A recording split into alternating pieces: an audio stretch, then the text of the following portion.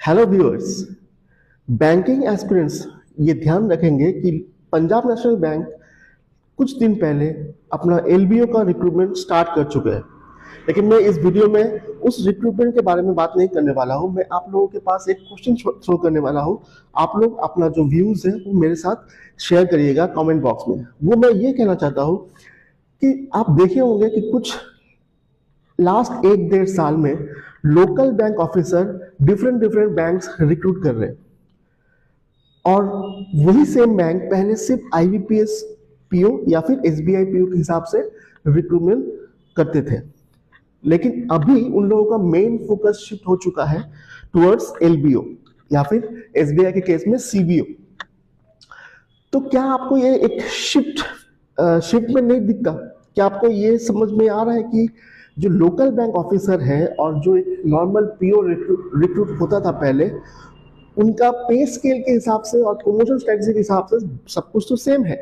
लेकिन आपको ये एक चीज कंक्लूड करना चाहिए आगे चलते हुए टाइम में, जो हमारा क्लरिकल पोस्ट है, जो कैशियर वाला पोस्ट है, जो सीएसए है, कस्टमर सर्विस एसोसिएट, वो पोस्ट धीरे धीरे खत्म होने वाला है। गवर्नमेंट या फिर बैंक सब उसी की तरफ आगे बढ़ रहे हैं। क्यों मैं ये बोल रहा हूँ? क्योंकि लोकल बैंक ऑफिसर और एक पीओ में, नॉर्मल पीओ में बस इतना सा ही डिफरेंस है कि लोकल बैंक ऑफिसर को उस स्टेट में जहां पे वो पोस्टेड है उस स्टेट का लोकल लैंग्वेज पता होना चाहिए। आप मानेंगे या फिर नहीं मानेंगे, जो हमारा कस्टमर सर्विस एसोसिएट है वो जो रीजनल बेसिस पे स्टेट वाइज जो वैकेंसी उसका आता था, उसका एक मेजर रीजन यही था कि क्लरिकल बंदे को उस स्टेट का लैंग्वेज पता होना बहुत जरूरी है। ठीक है ना?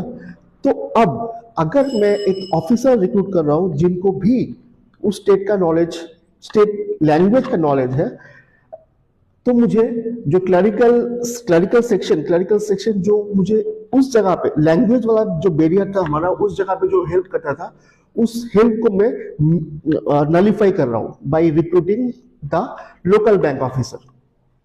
तो आगे चलते हुए जितने भी दिन जाएंगे, नेक्स्ट एक साल डेढ़ साल में आप देखेंगे कि लोकल बैंक ऑफिसर बहुत ज्यादा रिक्रूटमेंट होगा उस चीज का, और धीरे धीरे क्लरिकल पोस्ट कम होता जाएगा। क्योंकि जितना खबर है, जितना अफवाह है कि ये जो क्लरिकल पोस्ट है, ये क्लरिकल पोस्ट धीरे धीरे अब तो बहुत कम हो गया है और भी कम होते हुए एकदम नील के बराबर आ जाएगा इन कमिंग फ्यू ईयर्स।